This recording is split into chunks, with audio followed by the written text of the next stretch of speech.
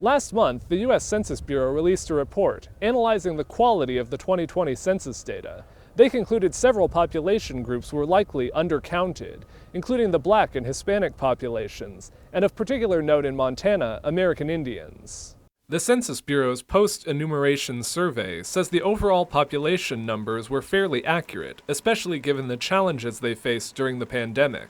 But they estimate American Indian and Alaska Native populations living on reservations were undercounted by around 5.5%, the largest discrepancy for any racial group. It's been a persistent issue. In the 2010 census, they estimated the undercount was just under 5%. Going into 2020, especially once COVID hit, we weren't very Pollyanna about what the effect was going to be. Groups like Western Native Voice were involved with the state of Montana's effort to ensure a complete count. Deputy Director Tahin Perez says there were special challenges in counting on tribal lands, including strict COVID policies, highly dispersed populations, general mistrust, and not enough census takers from the local communities. If Montana tribal members were missed during the census, it could have lasting impacts. Population data plays a big role in the distribution of federal money. So the funding that goes to Indian country is directly tied to the census and to the individuals that can be claimed as tribal members, as well as just general individuals who live within these communities.